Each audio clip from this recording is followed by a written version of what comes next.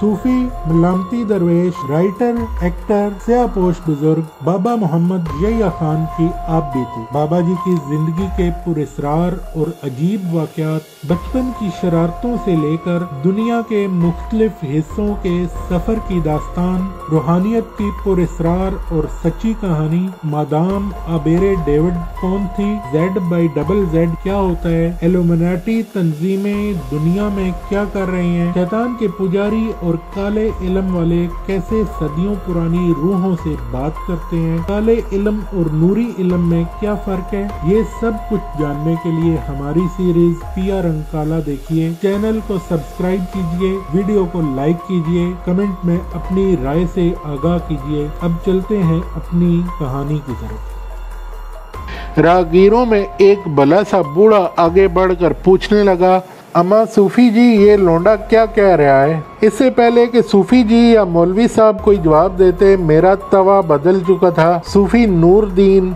सूफी Nureddin, सूफी Nureddin.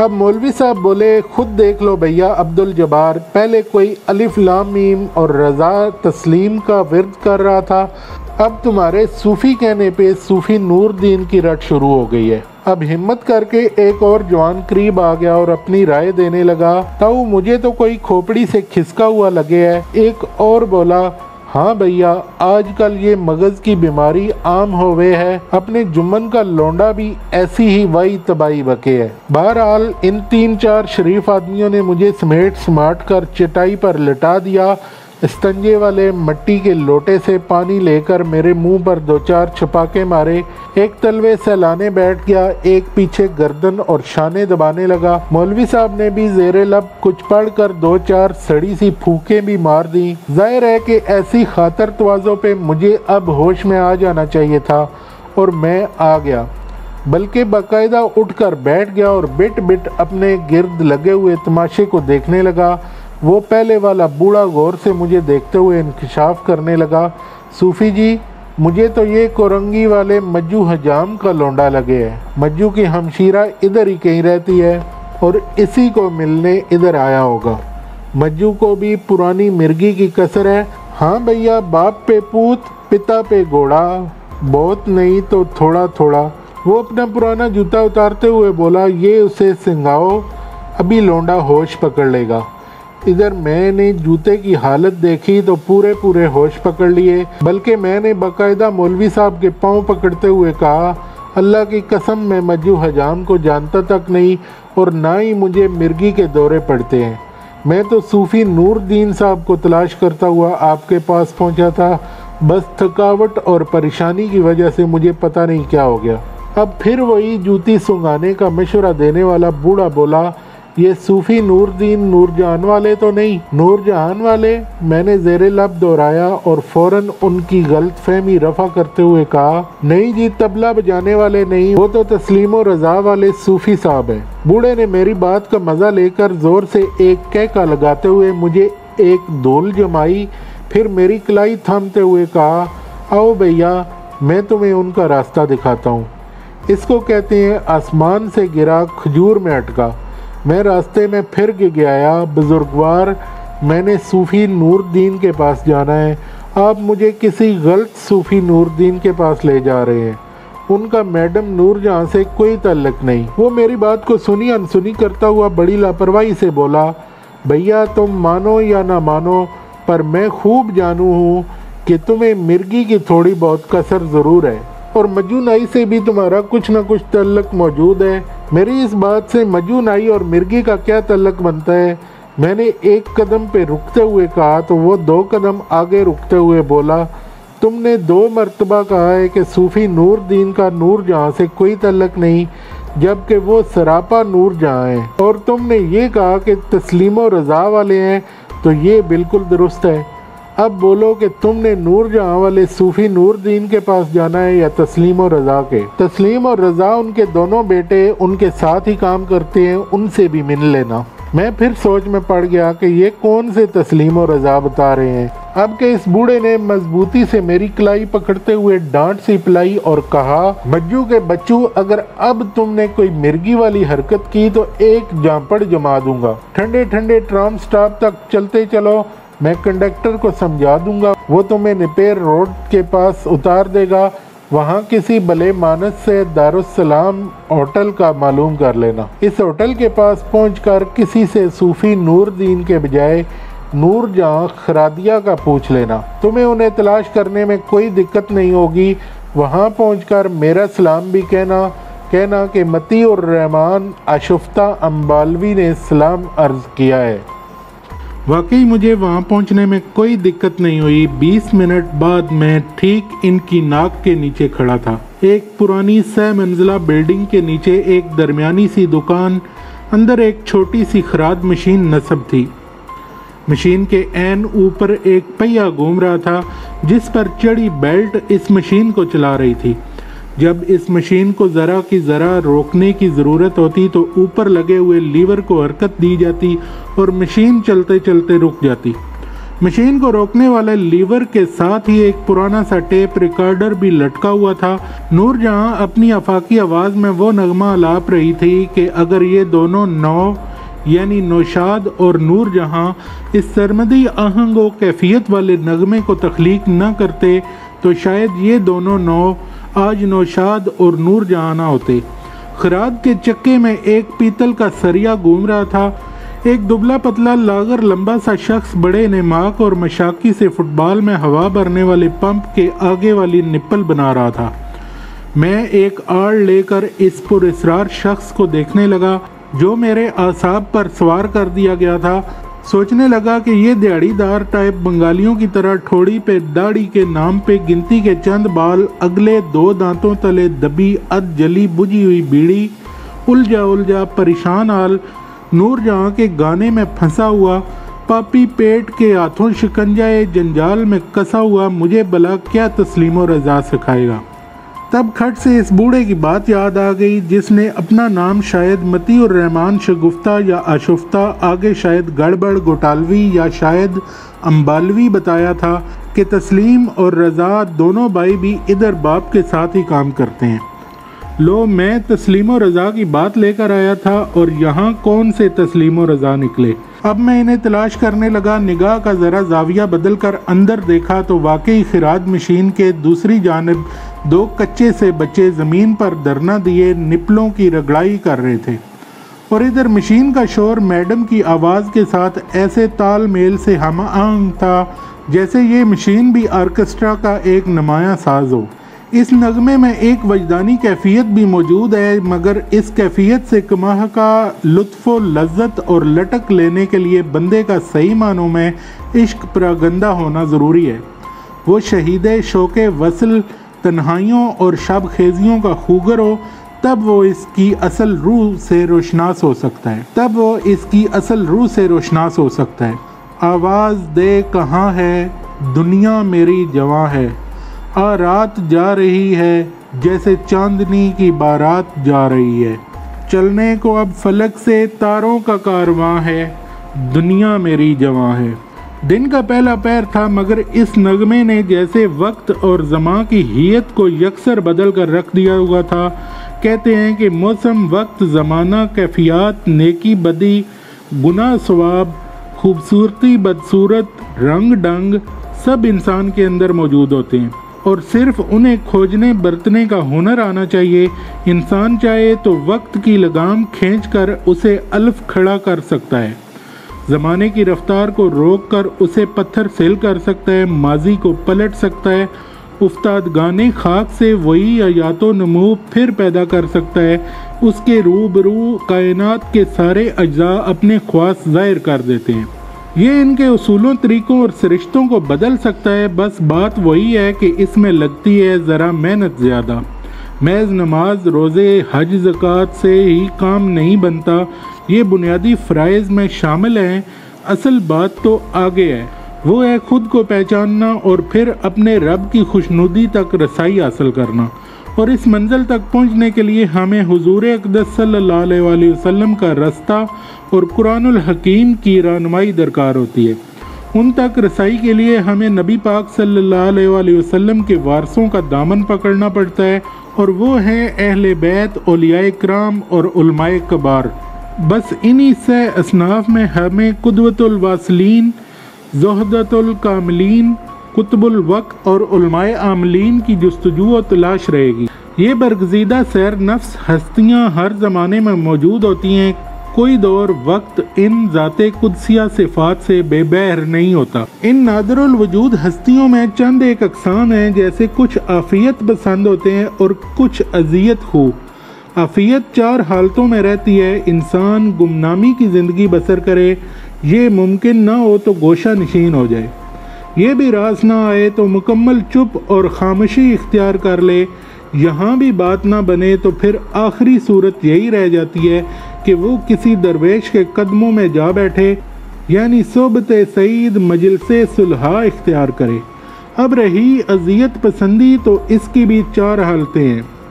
اولاً یہ دنیا اور علائق دنیا میں گھس اور پھنس کر اپنے دینی، علمی، روحانی اور باطنی مشاغل اور اعمال کو برقرار رکھے اور کسی کو اپنے معاملات کی بنک تک نہ پڑنے دے۔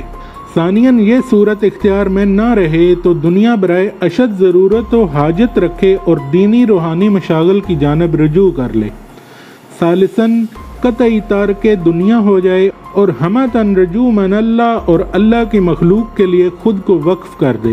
رابعاً صورت سب سے زیادہ اذیت ناک اور مشکل ہوتی ہے کہ سب کچھ چھوڑ چھاڑ کر اپنے اندر گھس کر اندر سے دروازہ بند کر لے، اپنے پاؤں کو کھلا چھوڑ دے، جو راستہ سامنے آ جائے اسی کا راہی بن جائے، ہر منزل اسے منزل نہیں سنگ میل دکھائی دے، راحت، آرام، طمع، خواہش، خلش، خوف، ہر تردد سے خود کو ناآشنا کر لے، اپنے ظاہر باطن کو مشیت ایزدی کے سپرد کر کے فارغ ہو جائے، ترک تعلقات، ترک خواہشات، ترک وطن، ترک سود و زیاں، جنت و دوزخ، تعزیز و تکریم، جزا سزا، سب کچھ اپنے رب پر چھوڑ دے، شریعت کی پابندی کرے اور اپنے آپ کو اللہ کی مخلوق کی بلائی اور اس کے لیے آسانیاں پیدا کرنے کے لیے وقف کر دے، اللہ کی زمین کائنات سلطنت میں گھومے اور ہر چیز پہ غور اور تجسس تفکر کرے، اپنی ضرورتوں کو کم سے کم اور اپنے لیے رزق حلال خود اپنے دست و بازو سے کمائے،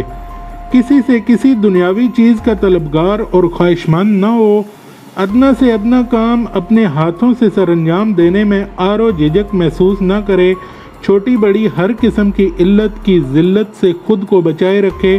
کچھ اللہ والے اس مقام سے بھی 2 قدم آگے ہوتے ہیں، ان کا باوا آدم ہی نرالا ہوتا ہے، یہ بظاہر حدود شریعت سے باہر نظر آتے ہیں، ان میں وہ ہر علت، حد اور حرکت دکھائی دیتی ہے جو کسی کو فاسق، فاجر، فارغ و فاتر دین و دنیا کہلانے کے لیے کافی ہوتی ہے۔ ان کے پیش نظر شاید یہ ہوتا ہے کہ وہ ہر عمل کرو جو اچھائی، نیکی اور راستی کی ضد ہوتا ہے کہ تم دنیا کے شر اور نگاہوں سے خود کو بچا سکو، یعنی ناپسندیدہ کاموں حرکات کا ارتکاب کرو، اچھائیاں، نیکیاں، بلائیاں، دیگر عبادات کو پردہ نہا میں رکھو تاکہ تکبر، غرور، دکھاوے اور ریا کی غلاظت سے محفوظ رہ سکو۔ کسی کو دکھانے کے لیے نمازیں مت پڑھو، نیکیاں بلائیاں اس لیے مت کرو کہ لوگ تمہیں مخیر اور برگزیدہ کہیں، تسبیح، داڑیاں، ماتھے کے نشان مت اچھالو، یہ سب چھپانے کی چیزیں ہیں، انہیں خالص اپنے اللہ کے لیے رکھو کہ وہی سب عبادتوں، تعریفوں، تعظیموں اور تکریموں کے لائق ہے۔ قتیل کہتے ہیں دل میں رکھنے کی چیز ہے غم عشق، اس کو ہرگز نہ برملا کہیے۔ جیسے اگر کسی کو خیرات زکوٰۃ دو، کسی کی مدد کرو تو ایسے کہ دوسرے ہاتھ کو خبر نہ ہو، کسی پہ احسان کرو تو جتاؤ مت، ایسا نہ ہو کہ تم اجر سے محروم کر دیے جاؤ۔ لوگوں پہ احسان کرو تاکہ کل وہ مالک کل تم پہ بھی اپنا احسان کرے۔ بھوکوں کو کھانا کھلاؤ، پیاسوں کو پانی، مستحق حاجت مندوں کی حاجت روائی کرو، یتیموں کے سروں پہ ہاتھ رکھو، خدمت اور عزت کرنے والوں پہ مہربان رہو تاکہ تم دین و دنیا میں فلاح پاؤ، بے شک وہ نیتوں کی ساری کیفیتوں کو جاننے والا ہے۔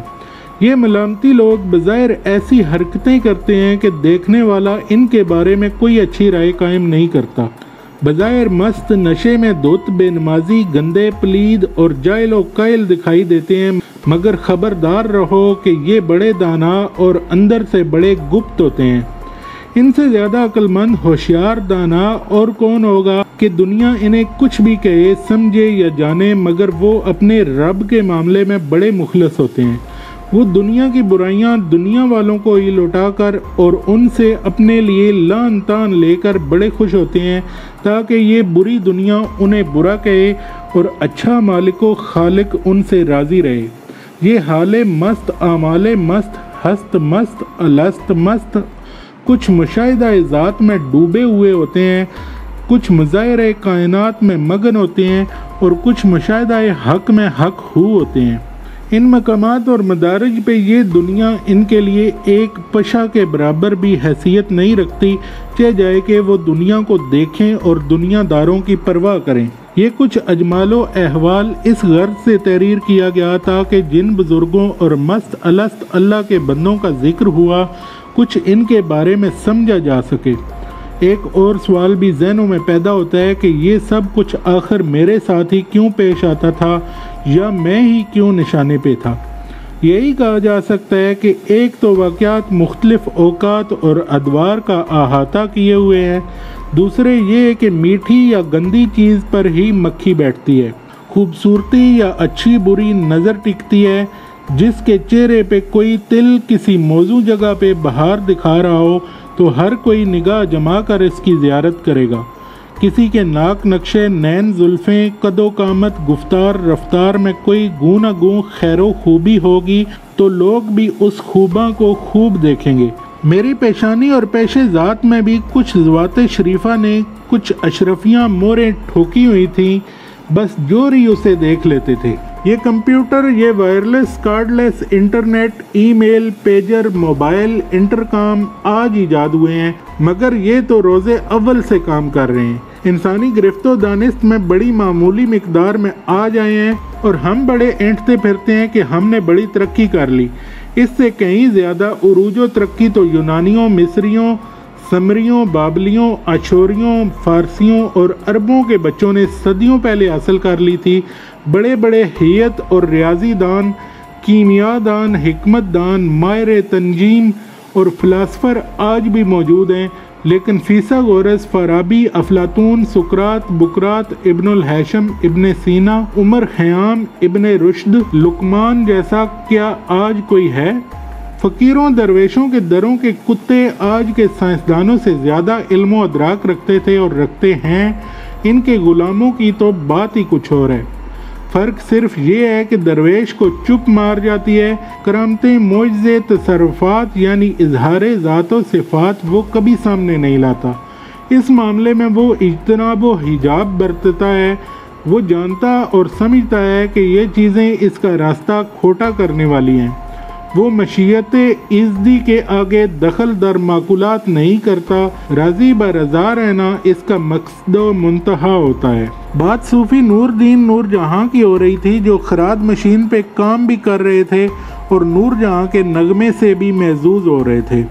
تسلیم و رضا دونوں اپنی دھن میں بیٹھے کام کر رہے تھے اور میں بیک وقت سامنے دیکھ اور سن بھی رہا تھا، اپنے آپ میں ڈوبا ہوا یہ سوچ بھی رہا تھا کہ ان چاروں نو کو کس انداز میں سمیٹوں، برتوں، تولوں کہ بالآخر خیر نکل آئے۔ پہلا نو نوشاد کا، دوسرا نو نور جہان کا، تیسرا نو صوفی نور دین کا اور چوتھا نو مجھ جیسے نو آموز، نو وارد، نو خیز، نو گرفتار، نو مشق اور جاہل جبلوٹے کا۔ سوچ رہا تھا کہ ادھر گانا ختم ہو تو ادھر میں اپنا راگ کہیں سے شروع کروں۔ اسی دوران ایک چائے والا لونڈا ایک گندی سی چینک، 3-4 گلاس اور ایک روغنی کاغذ میں لپیٹے ہوئے کیک لے کر دکان میں داخل ہوا۔ میں سنبھل گیا کہ لو اب صوفی صاحب مشین بند کر دیں گے اور چائے پئیں گے، اور اسی دوران میں بھی اپنا لچ تل لوں گا، مگر توبہ کیجئے کہ وہاں کچھ ہوا ہو۔ لونڈا چائے کے ایک لوہے کی ایک لنگڑی سی کرسی پہ ڈر کر چلا گیا۔ چینک کی ٹونٹی میں اخباری کاغذ کی پھریری سی ٹھسی ہوئی نظر آ رہی تھی۔